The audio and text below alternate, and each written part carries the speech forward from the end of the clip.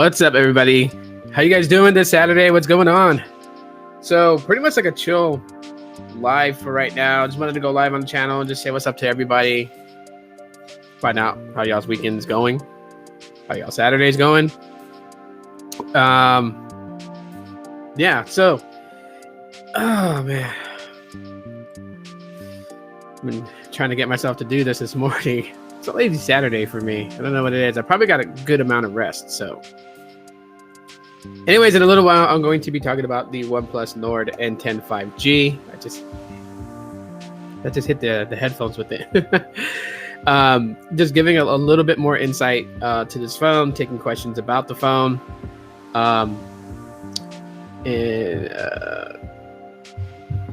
Hey, what's going on, Anthony? Gene, what's going on? Yeah, so just take a little bit more questions about it. I have the Pixel 2 XL that kind of compare to the OnePlus Nord N10 5G. That's such a mouthful to say. Just call it the OnePlus N10. It's just one of those things. So just kind of weird. And then later on, a little bit in the live stream, I'm just going to talk a little bit more about Google Stadia and just how the platform has been for me as far as gaming. I'll go a little bit into that to kind of show you guys around a little bit, whatnot. So that is the idea. You just got the Moto 1 Ace 5G on T-Mobile. Oh, nice. Yeah, I heard some things about that phone. That's pretty nice. If I actually grab one, it'll be on Fi. You're playing Far Cry 5 on Stadia now? Nice. How do you like the platform so far? Just out of curiosity. There's like mixed reviews from a lot of people when it comes to cloud-based gaming. For me, it's actually fine. But I'll get into that a little bit later. The N10 5G from OnePlus, right? What's up, Oscar? How's it going? So I haven't extensively used it as far as like it being a daily driver or anything like that. No service acted on it. Purchased it through Metro by T-Mobile. So it is currently locked. I am waiting to see if by next month, if it will allow me to unlock it. If it does, then I'm going to use it on Fi. And I'll try it out on Fi and everything like that. Tell you guys how it goes then. I'll give like a more in-depth. But just the overall experience, as I use it, in-home with Wi-Fi. If I really, really, really want to use it, like take it outside of the house, I have like a very it's an unorthodox method, but I got the idea from a YouTuber from way back in the day who was like really heavy on Freedom Pop. And so I have one of those little MiFi boxes, like the one that we got from T-Mobile for the T-Mobile test drive. And believe it or not, the Google Fi data-only SIM card works in that little MiFi hotspot box. So if you have Fi and you have data-only SIM, you can plug that in there, and it will act as a hotspot for you. Anyways, I can carry that around and keep this connected to that on Wi-Fi mode, since no cellular data connectivity, because I'm not going to reactivate on Metro by T-Mobile just to be able to use this. I'll just see if I can't get it unlocked through Metro. If they refuse to do it, I'll find another way to do it, which will be an unorthodox source. And if so, then I'll probably make a video about how I did it. So other people that want to get their N10 5G unlocked, they'll be able to do it themselves. Anyways, so far, just with the user interface itself. Now, a lot of people really, really say that this is the closest you'll get to the Pixel experience. Yes and no. I mean, it looks close to stock Android. I'll give it that. But the experience that, I'll have with, say the Pixel 2 XL, yeah, it's far different. Far different. I mean, if you're talking about like swiping left to right to reveal like the Google stuff and swiping up to get to your app drawer and things like that, I mean, yeah, those are pretty similar. But the experience that I get with this, what differs the N10 5G from the actual Pixel experience you get from a Pixel phone is how well it is optimized Now, this is not going to say like the OnePlus 9 or the OnePlus 9 Pro is any bad. Like, let's throw that out of the equation because that has nothing to do with it. We're talking about the N10 and the N10 only. But the software optimization on this, I feel, is a bit buggy. Last night, I did the update on the OnePlus 9, the OnePlus N10. I did the software update on it. Because the phone has been off for a while, so the May security patch update for this I didn't install. I installed it last night, and it got a bit buggy. One of the bugs that I actually noticed from this phone, out of nowhere, the screen started to flicker, and nothing would show on the display. I had to pretty much power cycle the phone to get it back up, and I'm sure it's because it's been off for a while. It's been powered off. It's been in the drawer. Hasn't been used, so that it being booted on for like being off for like a month and a half or so, it being booted on and then taking a system update is probably what caused that. But other things that I did notice is that the biometric fingerprint sensor in the back tends to fail every now and then. So there's times where like the screen will be completely off and I'll touch and it just won't unlock. I have to actually hit the power button to wake the screen, then hit the biometric sensor, and then it'll unlock. And that happens from time to time. I don't know.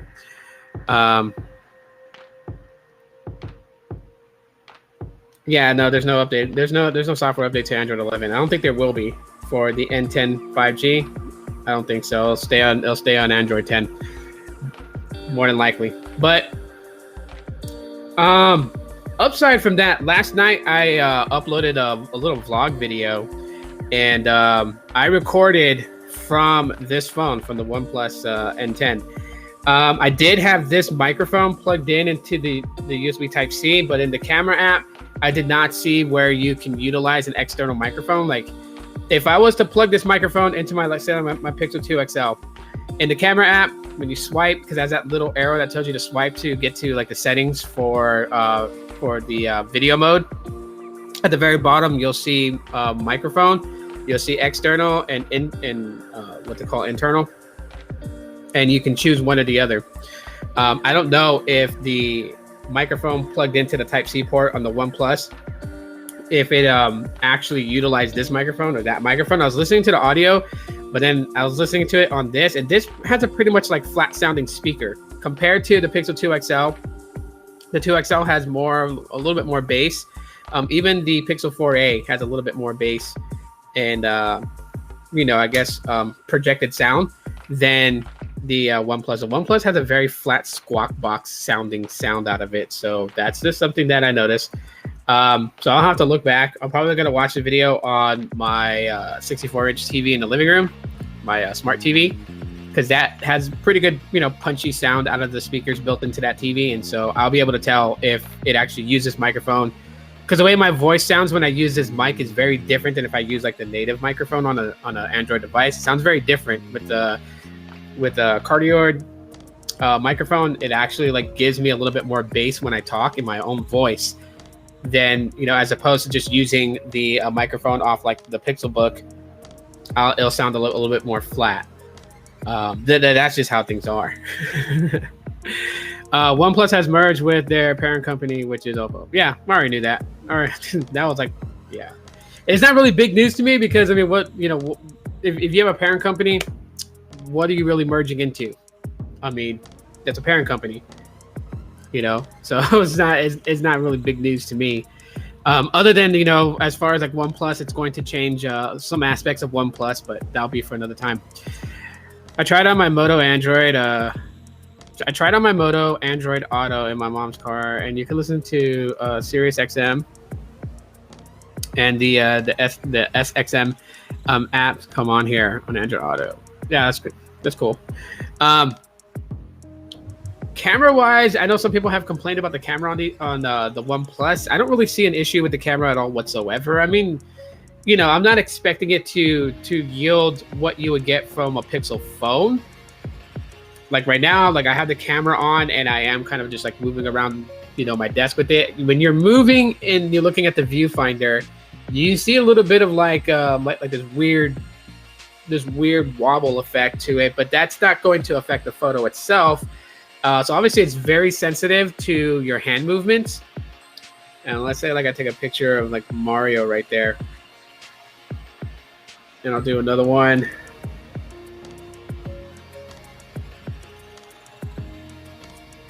Okay. So one, it takes a while for the image to process. Assuming, because if this is how the photo came out, that's actually really bad. Did it clear up? No. It's funny because my Pixel book is actually clearing up this photo than what I'm actually seeing. What I'm actually seeing is there's a lot of fuzziness all across this photo. That's weird. My Pixel book is okay. You can kind of see that. Look at the word N10 and you can kind of see what I'm talking about. So when I have it in portrait, it looks decent.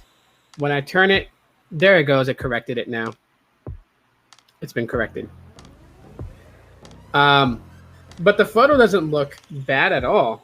I mean, if I was to, zoom in on Mario here, when you zoom in, you can kind of see like the fuzziness. If you look at the colors and stuff like that, you can see the fuzziness. Even look at my Skull Candy Indies, the case itself, the gray color of it, you can see the fuzziness. That almost feels like someone took like watercolors and a paintbrush and mixed it around and just colored it with watercolors paintbrush. That's what it looks like. And when the paint kind of dries on paper, that's what it kind of looks like. So I mean, there are very noticeable details. Even with the Arizona green tea can, you zoom into it, you can kind of see the green colors that kind of fuzzy, like someone painted it with watercolors. That's what it looks like. And you get your little signature at the bottom. Says shot on OnePlus, powered by quad camera. I might buy the A52. Nice. What made you decide to go with that? Just out of curiosity. I always ask people that just because I want to know their thought process. But again, cameras not too shabby. There are some things that, of course, I'm going to point out that's negative about the cameras. Now, a lot of people say that if you install the Gcam app on here, it corrects a lot of that issue. But for me, I'd rather use the native camera on any device that I'm using. I don't want to have to install a different camera app to try to get better results. So, I mean, you can possibly play around with it.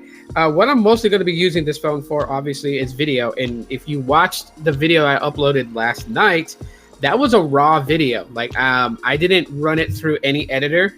I didn't edit the video at all whatsoever. That's why there was no intro. There was no subscribe, outro, none of that stuff. It was just like, okay, you know what? Let me just upload it like this and then see what it looks like. And so, yeah, that's using the selfie cam. That's not using the main camera sensor in the back. That's the selfie cam. So I had it pretty much on my tripod right over here to the left of the Pixel book, and just had it set up like this, and we're just shooting so I can see what it's capturing in the field of view. And yeah, that's pretty much what I did to record that video. And so I'm actually going to use it to record more video when I do more like reviews and stuff like that on other devices that I intend to get in the future. Currently, right now, I am in the market for a Pixel 3 XL. I'm going to try to get one. And that way I could do an updated video on just how well the phone aged. Like, I cover a lot of Pixel phones because it is my favorite brand of phones to use. Very simplistic to me. Not a lot going on there. Don't need a lot happening. But I do want to kind of show people like how they've aged. And even though I am a Pixel fan, people can say I'm biased. I like to think I'm not, because I will call them out on all the BS that I see, or I will report the negative sides of things that you will experience. The newer OnePlus devices have cameras from a company called Hasselblad. Yeah, everyone knows that. Yeah, a lot of people have reported that there's some good things about the Hasselblad cameras on there. Some people are reporting that they don't like it. When it comes to photography and stuff like that with Android smartphones, it's really all about preference. For a long time, there were a lot of people who were just like, Samsung is the way to go. And, there's other people like myself who looked at Samsung devices and said, hey, the cameras are pretty good, but the color representations it seems overly saturated, like you're looking at a comic book. Some people like that type of, you know, coloring. Some people don't. So when it comes to cameras, it's about preference. Some people look at the Pixel photos and say that's too bland. That's too just, it's not vibrant and poppy.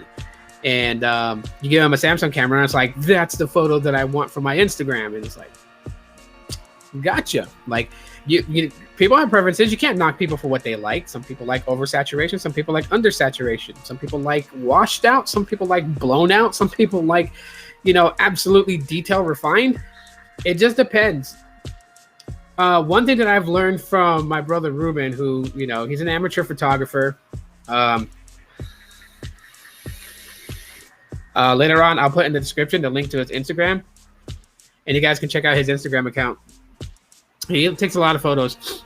Of course, he has, you know, his DSLR camera that he has, and then he uses his Pixel 3. So I gave him a Pixel 3 last year. But anyways, you know, he takes some very interesting photos. As a matter of fact, if you go to on his Instagram portfolio, if you go to I want to say the year 2019, 2019, no, 2020, early 2020, you're gonna see some photos in there that look pretty awesome. A lot of people have given him, you know, good appraisals on his photos, and they're like, wow, that's a pretty good photo. That's a pretty good photo of the sunset. You know, that you know, you're really good at taking photos. And they mistake his photos for being photos taken from an iPhone or taken from a Pixel or a Samsung. And actually, those photos were taken from the LG X Charge on Cricket.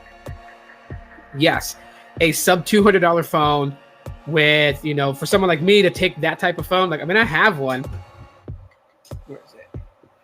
Yeah, I have an LG X Charge from Boost Mobile. And for me to go around with this and taking photos, you know, it's, yeah. It's not, you know, I don't know the tricks of the trade like he does to get a photo to look its best. I mean, he does a lot of work. He understands a lot of the settings. He has different apps that he uses to help get him that view that he wants out of the photo that he took. Very dedicated to his photography. And so it goes to show, like, you know, you can get these fantastic shots with cameras that you would not even think you could. He actually proved that to me. And so because he proved that to me, you know, that's why I look at cameras with a different perspective. You know, it's not all, I mean, if you're the type of person that wants to get a good photo and just do a quick point and shoot, you know what I mean? Then you're going to want to go with a very high powered camera. You're going to want to go with something that's like a Pixel, something that's like a, you know, a Galaxy S from Samsung. You want to go with, because those things have that ability within them. I mean, some of them have pro modes where you can really dive in there and mess with the ISOs, with the white balance and all that stuff. You really can do that with some of them. But, you know, these OEM companies, they know that, you know, you just really just point and shoot. Everybody's just like, oh my God, I got to get that sunset. And they'll go like this. Maybe they'll take like, you know, 5 seconds, but then they'll hit that camera and boom, snap that photo. And, you know, with Pixels, you have the AI, the artificial intelligence that will correct imperfections in the shot that was taken to bring out its best photo. So, you know, with the Pixel phones, it relies a lot on software as well as hardware. I mean, they've been using the same camera sensor since the Pixel 3. The Sony IMX363 has been the main camera sensor in Pixel phones up until the Pixel 5 or the Pixel 5a. I know the Pixel 6 is going to have, you know, newer camera sensors in it, and that's great that the Pixel 6 is going to have that. That's awesome. But majority of the stuff is done through AI after you snap that photo. I mean, I don't know if anyone's ever really messed around with a Pixel phone, but when you take a photo, there's this option that, you know, like choose the best photo type of thing. And so what it does is you snap that photo, it's taken maybe like 60 or, well, I'm gonna say 60, that's kind of high. Maybe like 30 shots. Like 30 shots, and you can actually go through all those, like all 30 of them, and choose which one you think is the best one out of it, and then that would be like what the photo would be. Really cool, neat thing you can do with the Google cameras, with Google Photos. But yeah, with the OnePlus Nord N10 5G, videography on it, getting tongue-tied there. Videography on it is actually pretty decent for what I need to create content. Now, I'm not like every other content creator. I'm not trying to, I'm not Steven Spielberg trying to shoot that type of video regards to tech.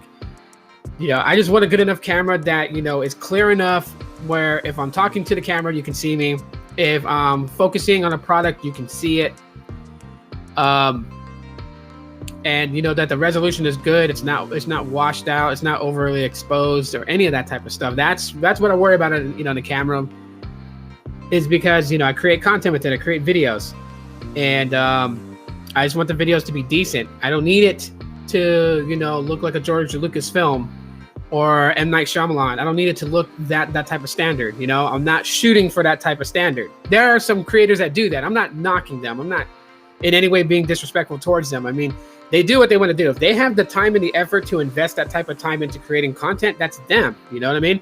I don't. I have a family that I got to take care of. So I don't have that time to really spend 3 or 4 days editing a video, which is why a lot of my videos I record, you'll notice a lot of them are same day upload. So it's like I record the video, I make a few adjustments, a couple of edits here and there. The most that I probably spend time editing a video, I'd say is probably maybe an hour max. Now I have all my edits done, I have all these things done, and then I upload it. I set all the tags and everything on YouTube for it. And then I set it as a premiere. If I want to make sure that people catch wind of the video, I set it as a premiere. Sometimes I'm in the premiere watching with you guys. Sometimes I'm not. But that's how I make my content. That's how I do it. I don't look for the perfect background. I got an old beat up desk here. I'm not, I don't look to get like, a brand new looking desk. I'm not wanting anybody to like my content because of like the stuff that I have or studio or anything like that. That's the type of creator I am. I just want everyone to be in on what I'm talking about subject wise, what the focus of the subject is. And that's pretty much what all it is. So that's me. But that doesn't mean that I'll knock anyone that decides to go because they have all the time in the world. They can take 3, 4, 5 days to edit a video and upload that. Like, in no way am I even thinking that way at all. Let's see here. But why do Android OEMs put in some devices an inexpensive camera and then their flagship devices have high price cameras? So right there, you just answered your own question right there. So they use inexpensive cameras with a lot of their mid-range and budget devices because that's exactly what they are, mid-range and budget. See, when they come up with the concept of a phone, like, take the OnePlus Nord N10 5G, they look at that phone and say, okay, we're going to build it out of plastic. We're going to use a Snapdragon 690. We're going to do all these things to it that is just enough to give a good experience, but we don't want it to be better or on par with our flagship, because then what's the point of buying the flagship if you can get the same experience $400 less than what the flagship costs? So they're going to use camera sensors that are just good enough to take photos, but they don't want it to beat out what their flagship has. They do the opposite of what Google Pixel does. Like the Google Pixel, you have the Pixel flagship phones, and then you have their mid-range, the A series, which has the same sensor as their flagship. They're not freaked out about that. But when it comes to other OEMs, their mid-rangers should not be on par or exceed what their flagship does. And they charge more for what do you mean they charge more for the device? The flagship devices will always be charged high price. There's not really a budget phone that I've seen that has been charged, that's been priced more than its flagship.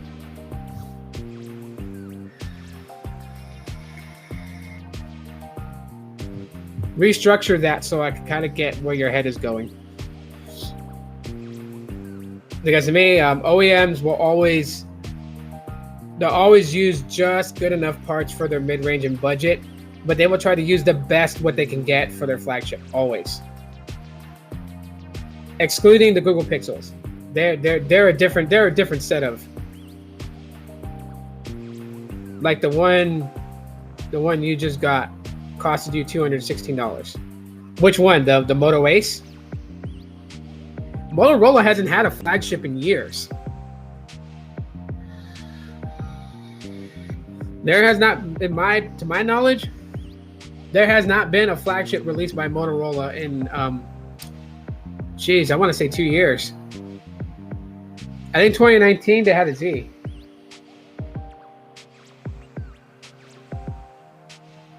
The OnePlus Nord N10 5G is $299, but I got it for free.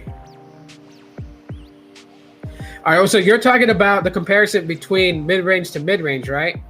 Not really mid-range to flagship then, because the Motorola One Ace is not a flagship. That's not Motorola's flagship device. That device is a mid-ranger.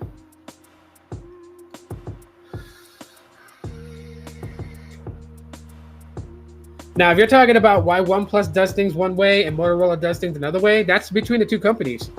They're going to do things the way that they see to do it. Motorola will focus in this area and these things about a smartphone, and OnePlus will do the same on their end, and it's not going to match up.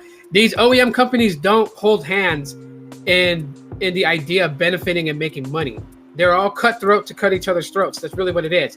And some will think they have the formula right. Some will think like, okay, this is what consumers are most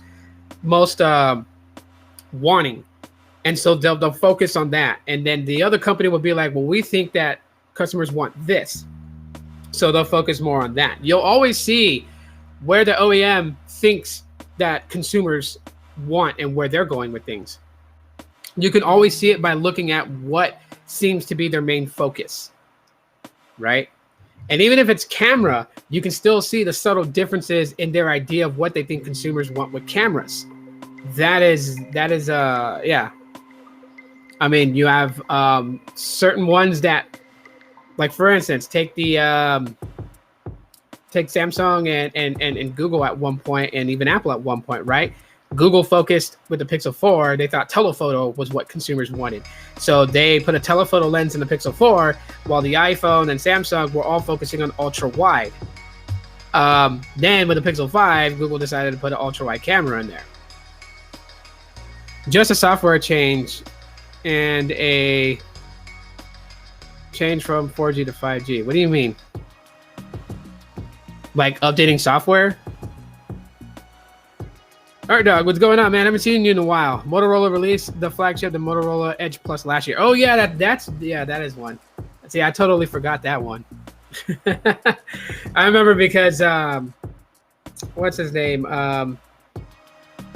Zero Cool, Sneed, and Carlos, they had it. I think Zero Cool had one. I'm pretty sure he did.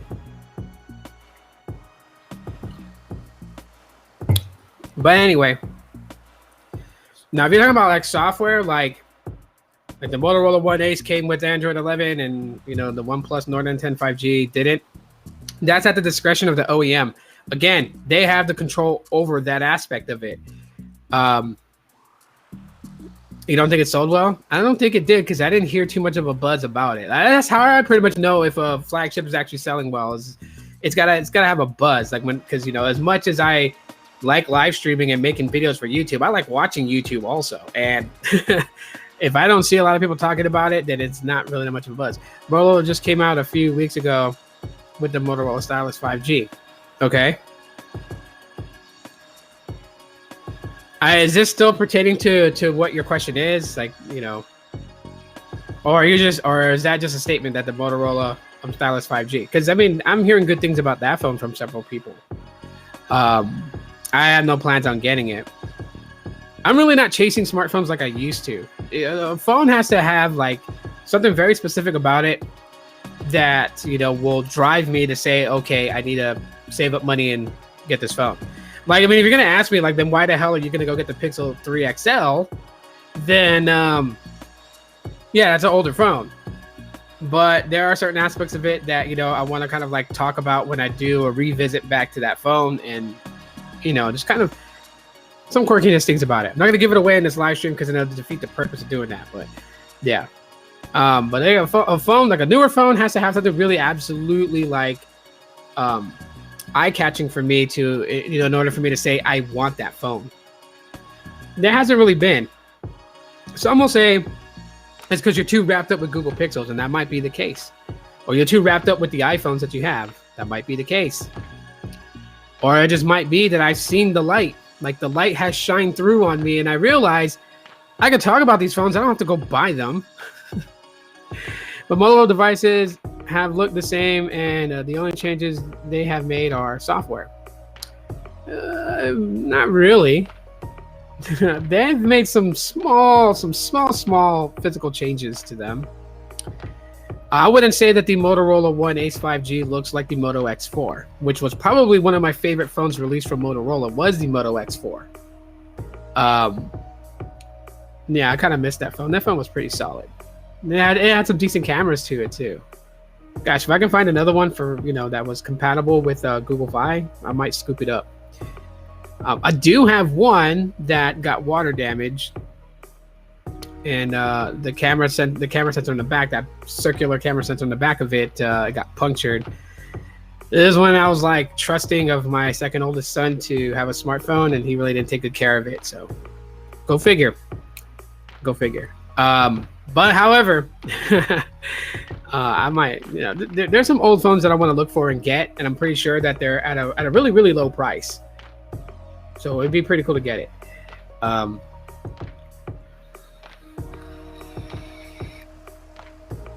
Yeah, phones are kind of the same now. There's not a lot that distinguishes them apart anymore. They're all pretty much fitting the same thing, candy bar style, touchscreen.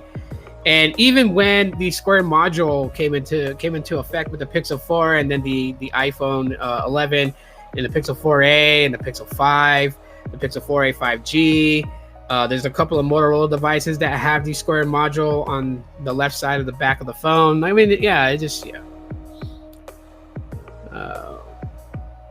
But ever since they merged with Lenovo, their devices are getting a little bit better. I don't know how I feel about that statement. I think Lenovo pretty much shat the bed when it came to Motorola, but that's my opinion. That's my opinion, because I mean, there were devices back in the day from Motorola that I thought were pretty good. I feel like that they kind of like went bland when Lenovo scooped them from Google. Google should have kept Motorola. In my honest, humble opinion, Google should have kept Motorola. That is who they should have been working in tandem with Google Pixel phones, in my opinion. That's my opinion, and as my father always said, opinions are like assholes, and everyone's got one. But anyways, look on eBay or vintage phones or swap. But yeah, I know where to look, bro. I appreciate that. I appreciate you giving me insight, but I know where to find these things at. It's just I want to find one that actually, like, when I buy it, I don't feel like that I wasted money on it. You know what I mean? So the deal's got to sway more towards my favor. I mean, I know the person selling is trying to make money, and obviously I'm not trying to knock them for that. But I kind of want the deal to favor me a little bit more, then I'll buy the phone. Yeah, a lot of people don't agree with that. Motorola hate can be heavy. It can. I mean, I don't know. Like I said, that's just me. Considering what the earlier Pixels were like, I felt that if Motorola had that contract to say, I'm not saying that HTC had the contract for the Pixel 1. They actually didn't, but half of their development team is responsible for the Pixel 1 and Pixel 2, minus the Pixel 2 XL. That's LG. But I just felt like things would be a little bit different if Motorola was in it, and definitely this would have actually really impacted the A series a lot more, because Motorola is pretty good at the mid-range level. I mean, the two brands that were battling for dominance over the mid-range market was LG and Motorola.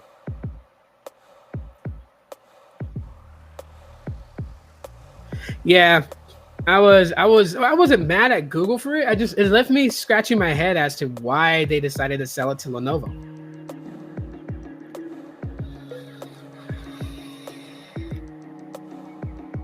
But there are some still noteworthy past devices that, if you ever wanted to reminisce on, take a look at. If you can find one, take a look at it, right? The Moto Z with all the Moto mods, those are interesting ones to look at. Yeah, Motorola was it. Motorola had also good business with Boost Mobile. I don't know if you guys remember, but Motorola was handling a lot of Boost Mobile's phones, especially during the days of push to talk and the IDEN network that Boost was using before they switched CDMA. Motorola pretty much was it. They built a lot of the Nextel devices and the Boost IDEN devices.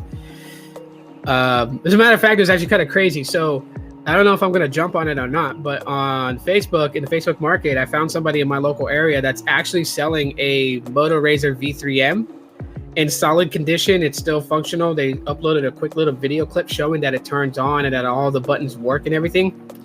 And he wants $25 for it. So I'm really debating if I'm just going to grab it just to do like a nostalgic video review on it. It's an unlocked device. I don't know how fair if I stick one of the SIM cards in there. I don't think it will work on Google Fi, but it might work on AT&T, or it might work on Total Wireless. Who knows? It'd be interesting to see. So I don't know. I'm thinking about grabbing it. I'm not too sure yet though. Because if I grab it, it's not really going to do anything else after I'm done with it, and that's what I talk about. Like I don't want to waste money. I don't want to buy something that I'm not going to use personally outside of just making content. You know, because like all these phones that I have on my desk here, the stuff that I show you in my videos, I use those phones. Like I am constantly swapping SIM cards into different phones of what I feel like using for the next couple of days. So if I did grab me a Razr V3M for $25 just to do a video on it, but then after that, there's not really much I'm going to really do with it anymore after. It's just going to sit and collect dust. And I don't know. I'm not that type of person. What's up, Sneed? Happy Saturday to you, my dude. But anyways, yeah, so that's like the OnePlus Nord. Once I can get it unlocked, I'll try it out on Google Fi. I'll see how the 5G connection on Fi works with it. And then it goes from there. But I will be using it to make videos in the future. So video content mostly will be shot with the OnePlus N10 5G. And that'll be that. I don't know. It'd be kind of cool. Maybe I'll do like a comparison between the Nord N10 and the Pixel 2 XL and see who wins in that battle. Maybe I'll battle the phones out. And I still like using my Pixel 2 XL. I really, really still like using it. I don't care it's not getting Android 12, and I don't care it's missing some LTE bands that, you know, people will be like, I can't live without. Like, I understand everyone's different. But as far as like, you know, me using it, if I use it on Fi or if I use it on Los Mobile, it works. It's fast. I can live stream from it. The cameras are still solid on it. And that's one of the real big things I like about it. Because I like to Instagram. I like to post photos to Facebook. I like to post photos to Twitter. And it does it. And I really, really, really like it. The only thing that I've been struggling with the Pixel 2 XL lately is that I have sausage fingers. I have fat fingers. And so I do accidental touches because the way that the screen is rounded on the side, it registers a false touch. And so like I'll be watching a video and I'm like all into the video, then another video will pop up. I'll be like, wait a minute, what the hell? And then I realized that like right here, the fatness in my hand touched the screen and just did a false touch and launched another video. That's the only thing that I can say is bad. It's not even bad on a Pixel 2 XL. That would be my fault for being fat. If I turned into Skinny Bone Jones, then I don't think I'd have that problem. But yeah, I thoroughly enjoy using the Pixel 2 XL. I still recommend this phone for people to grab. If you want to get the Pixel experience, but you don't want to spend over $200, dude, I can find this phone is available like on places like Mercari and OfferUp. I've seen people offering or asking for $95 for this. And like I'll check like the device itself, body's like in immaculate condition, screen is not scratched, tarnished, or scratched up or anything. And I'm like, that's a good deal. $95, man. You can't beat that. I don't know how it is in other people's city, but here in Phoenix, there's a lot of people that's starting to sell their Pixel 2 XLs. And that goes to show you how good the phone was, that people bought that phone when it came out. Because, you know, I'll read the description on OfferUp. Person will say only one owner ever kept it in case in, you know, pristine condition, like new, comes with box, charger, and all accessories. And I'm just like, and you want $95 for that?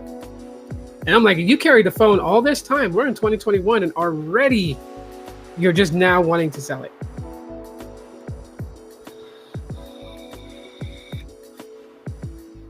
You're hoping that OnePlus doesn't go out of business when it merges with Oppo. It's not going to go out of business. It's just, think of it like the Matrix. OnePlus would be Neo and Oppo would be the source. The one is just returning back to the source. That's all it is. It's not going to go out of business. because it's merging with its parent company, so it's not going out of business. And changes the OS in the OnePlus devices as to that Oppo uses. Changes from Oxygen OS to Color OS. Yeah, I think that's the thing that people are most concerned about when it comes to the OnePlus and Oppo. OnePlus returning back to Oppo completely. I think that's just the one that most people are worried about is the software change, if they're gonna ditch Oxygen OS for Color OS. Me personally, I really wish that OnePlus would just resurrect its usage of CyanogenMod. The first couple of OnePlus devices, I think that's what really gravitated me to really wanting to get one of those. And back then, I wasn't even making money and having the money to even go and buy it. If I did, that would be so totally cool to have done that. But that's just because CyanogenMod, well-known Android developer company that pretty much, they built custom ROMs for older Android devices, and everyone was always trusted in CyanogenMod, so very, very distinguishable, recognizable name.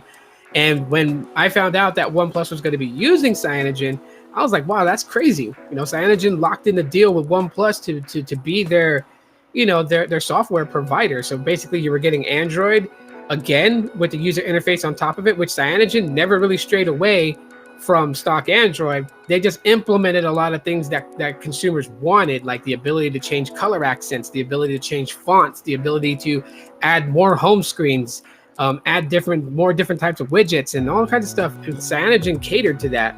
And so when I heard that OnePlus was ditching CyanogenMod for Oxygen, I was just like, wow, that's kind of messed up. I mean, Oxygen OS is okay. I mean, the OnePlus N10, I use it on there, and it's all right. Seems okay. Seems decent. But just how cool would it have been if they stuck with Cyanogen? And what would it be today if they had stuck out with Cyanogen? That would be so totally cool.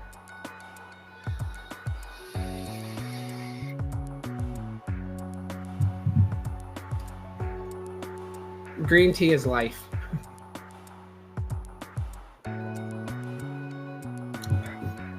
Anyhow, all right. Switching tracks here a little bit. I'm talking about Stadia, where it is now from what it is back then. Stadia is actually really pretty cool. For anyone that's never really given it a shot, if you actually like playing video games and stuff like that, give it a shot. As a matter of fact, I'll post my my referral code a little bit later. But let me go ahead and pull up Stadia. I'll share the screen. Oh, I gotta sign into it again. But yeah, I think I'm gonna play some games later on. I might live stream some gameplay. They always give out new games. Every month there's new free games on Stadia. So I mean that's always good. So you can build a game library without actually having to spend anything other than $9.99 a month for the subscription. Anyways, there we go. All right. So I mean, yeah, everything is cloud-based. One of the things I will say that is absolutely true about Stadia is that you don't have to have the most strongest Wi-Fi connection to be able to play this. As I'll say this, I have a Cox Home Internet, and my speeds is 150 down, 10 up, so that's pretty crappy for the uplink. And yet, a lot of these games I can play no problems at all whatsoever. As a matter of fact, I can play and live stream the gameplay to YouTube, and it's not much of a problem. Recently, I've been playing this game right here called Blue Fire.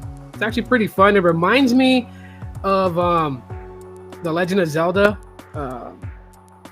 What is it? Oh, Wind Waker?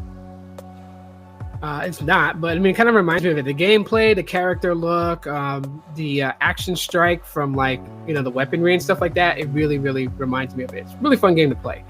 But these are the games that I have in my game library so far. All these I didn't pay for. I got them free. So like Super Elite 4. Or the SpongeBob really fun to play. Battle for Bikini Bottom, Rehydrated. It's pretty fun game to play. You guys see me play the game Guilt and Power Rangers Battle for the Grid. Sundered, I've played that. El Hijo, a Wild West Tale. I played a little demo of that. Everspace, Little Nightmares. I haven't played Ember yet. I've demoed Republic. Jotun, the Valhalla edition. I played a little bit of that. There's a couple of Steam World games on here, like Quest for the Hand of Gilgamesh. We got Steam World Dig 2. Haven't really played those. Orcs Must Die 3. I've played a demo of that. I played a demo of Monster Boy. Strange Brigade. I haven't played yet.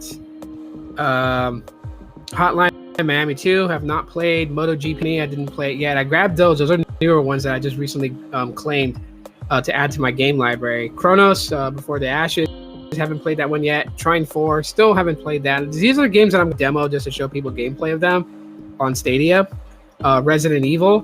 Biohazard. Haven't played that yet. Haven't played Raiders. I got Pac-Man here. The Reigns, haven't played that yet. Abyssal and Vector, haven't played.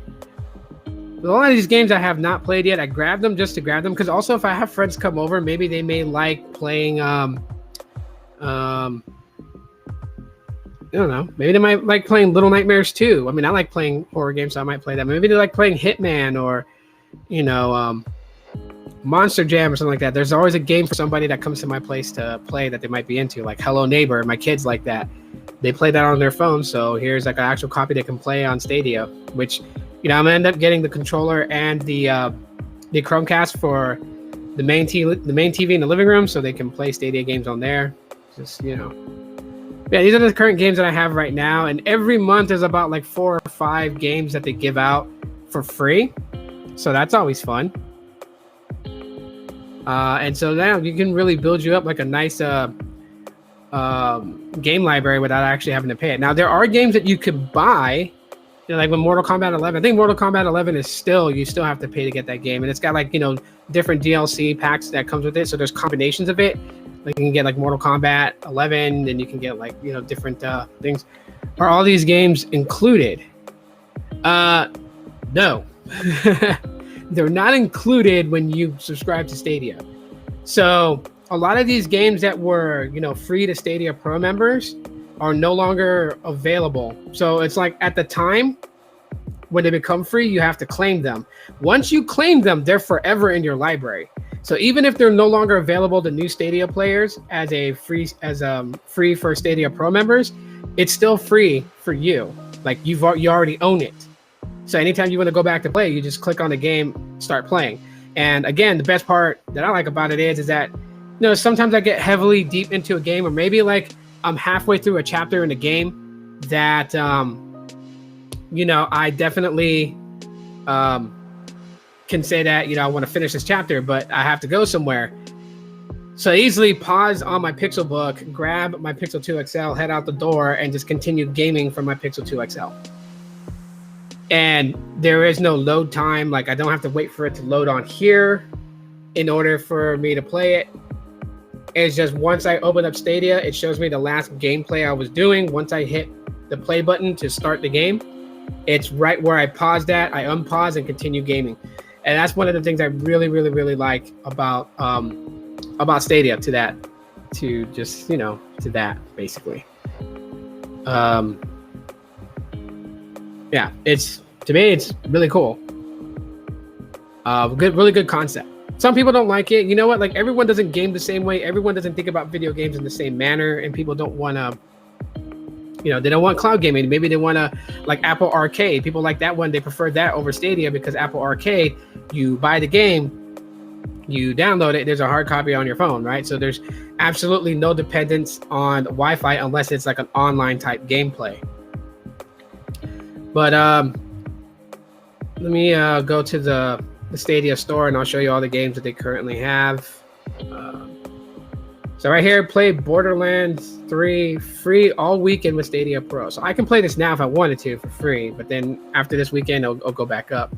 But you got like Cyberpunk 2077, right? That right now it's discounted. It's $59.99, but it's going for $47.99 currently right now. There's Far Cry 5. which currently right now you can buy it for $8.99. It's discounted heavily right now. It's discounted. Normally goes for $59.99. But you got Elder Scrolls Online Standard Edition, FIFA 2021 Ultimate Edition. You got Assassin's Creed Valhalla. It's discounted down to $35.99. Red Dead Redemption 2 is $40.19 from its normal price. There's Hello Engineer Early Access, $20 early access to it. You got the Olympic Games Tokyo 2020, the official video game. It's $39.99. Dead by Daylight Ultimate Edition, $69.99 bundle edition. So it's got some DLCs already included in there for the Ultimate Edition of Dead by Daylight. I have the when it was free for Stadia Pro members, I claimed it, so I have the base of the game. Any other things that I want, I have to buy the DLCs for it to get that. Which I'm probably am going to, because I think what's his name? Nemesis from Resident Evil is in the game now as a killer, so you can play as Nemesis. This is one game that I'm really gonna try to get. It's actually discounted right now, but I just don't have the money to sell. Immortals Phoenix Rising, gold edition for Stadia. So it's got a couple of DLCs in it, but I played the demo to this game, and this game is fantastic. I love the gameplay. I love the the resolution. Just the mechanics, the game mechanics and everything to me is just really good. So I like it, and I eventually I'll get it, and I'll be doing some gameplay of it. But, got MotoGP 20. I already have that. The Legend of Heroes Trails of Cold Steel 3. I already have that. Blue Fire, which I talked about earlier. Hitman, Resident Evil 7 Biohazard Gold Edition. I have it. PUBG Breakthrough Edition. I have that. Resident Evil Village Edition, $70 for it. Sekiro Shadows Die Twice. Never played that, but that's on here. We got Destiny 2 Legendary Edition. We have Outriders, Disco Elysium, The Final Cut, Baldur's Gate 3 Early Access, Destiny 2, Hitman Free Starter Pack. You got Kratos Starter Edition, Super Bomberman R Online, Zombie Army 4, Left 4 Dead Character Pack 1. So that's a DLC add-on, and it's free if you have the game. These are DLCs right here. Yeah, add-ons for your game. So these are the DLCs that you can grab.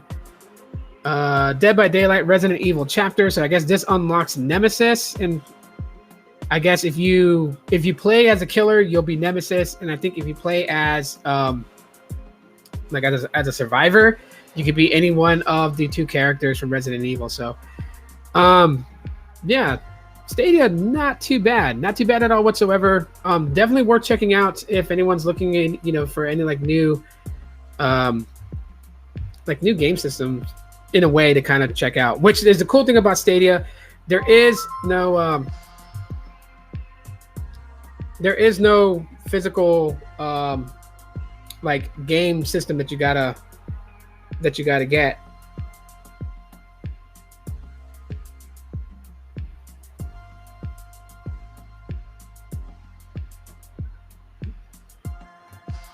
So that's another cool thing, right? So you don't have to worry about hardware breaking. You don't have to worry about discs being scratched, cartridges being snapped, or the connectors being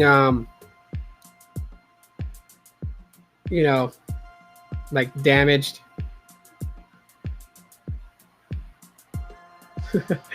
Getting a message here. Sorry about that.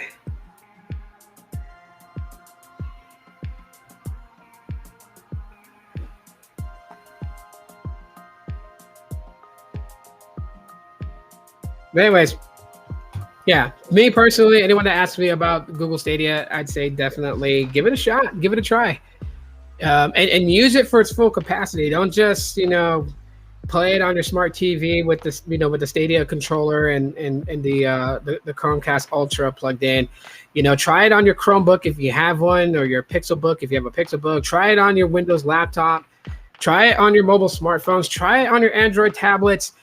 And really utilize that and see just how well Stadia can really make it easy for you to access to get your game on, no matter what part of the day you're in.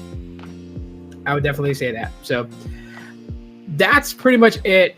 Thanks everybody that came in and hung out. You know, Blaze, Gene, Art Dog, Sneed, Anthony, Oscar. Thank you guys for coming in and hanging out with me this Saturday. Hopefully you guys are enjoying your weekend.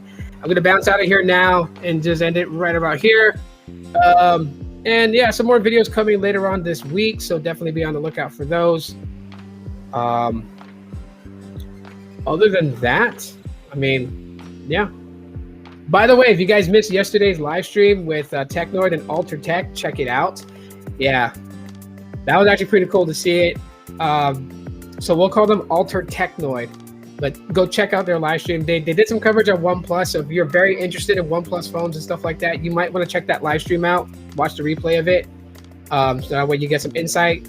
Alter Tech, you know, very close with OnePlus, has, you know, done some business dealings with them, so you know, I trust his word. I trust his words when it comes to OnePlus devices, and you know, yeah. So just, you know, big thumbs up to both of them. It was really cool seeing both of them work together. That was a really good collaboration. I like collaborations. I like seeing them. Alrighty, guys, I'm out of here. Take it easy. You have a good weekend. As always, Law.